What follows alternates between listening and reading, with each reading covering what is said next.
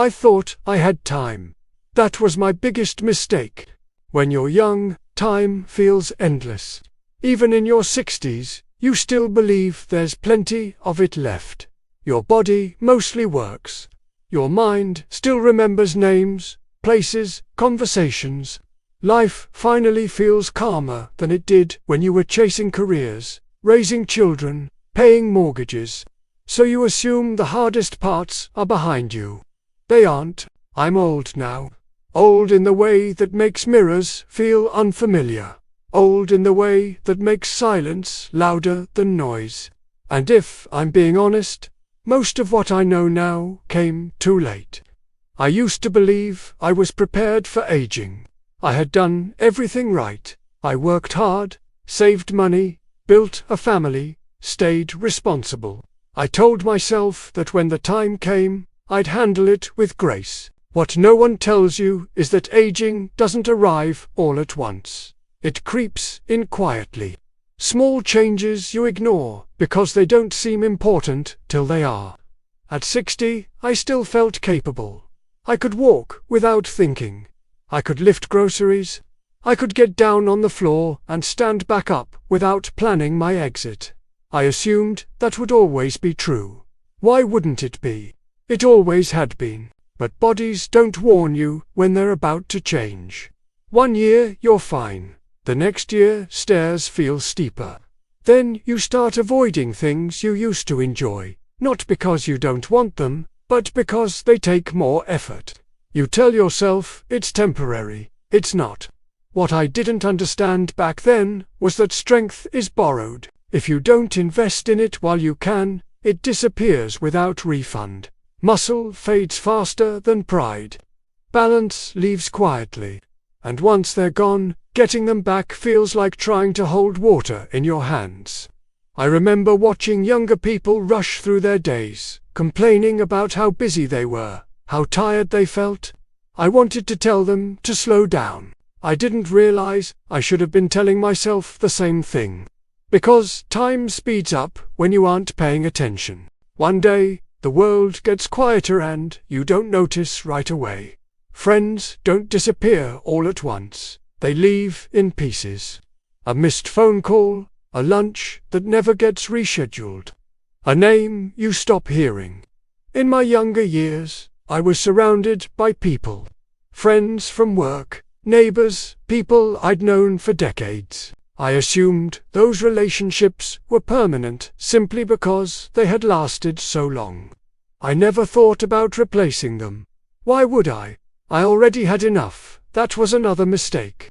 As the years passed, illness began taking people away. Then accidents, then simply time.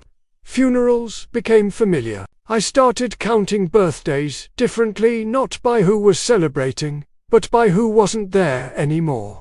I didn't make new friends in my 60s. I thought I was past that stage of life. I told myself friendships were for younger people, for people with energy. What I didn't understand was that friendship becomes more important as the years go on, not less. Loneliness in old age isn't dramatic, it's quiet. It's sitting in a room full of memories with no one left who remembers them with you. Your children love you, yes. Your grandchildren visit, but they don't share your past. They can't. I wish I had built more connections while I still could. I wish I had said yes more often, reached out more, stayed curious about people instead of assuming my circle was complete. Nothing feels heavier than outliving everyone who knew the younger version of you. There are conversations you avoid because they're uncomfortable, and those are the ones that matter most. We avoid talking about death because it feels like inviting it closer. We avoid talking about money because it feels awkward. We avoid talking about what comes next because it forces us to admit that something does. I delayed those conversations for years. I told myself there would be time later when it felt more appropriate. Later never arrived on schedule. When illness finally entered my life, decisions had to be made quickly. And the truth is, clarity doesn't come easily during crisis. Fear replaces logic. Guilt replaces certainty. I should have spoken sooner. I should have written things down. I should have been brave enough to talk about uncomfortable truths while I was still strong enough to explain them. Retirement surprised me too. I thought it would feel like freedom. Instead, it felt like standing still while the world kept moving. For decades, my identity was tied to what I did. When that disappeared, I didn't know who I was supposed to be. Purpose doesn't automatically appear when work ends. You have to build it before you need it. I learned that the hard way, through long days that felt empty and unnecessary. If your job defines you completely, losing it feels like losing yourself. The hardest lesson is this: time doesn't slow down for regret. There are people I wish I had forgiven sooner. Arguments that felt important at the time now feel painfully small. Pride kept me silent. Time made that silence permanent. People don't wait for closure. They leave when they leave. And they take the chance to fix things with them.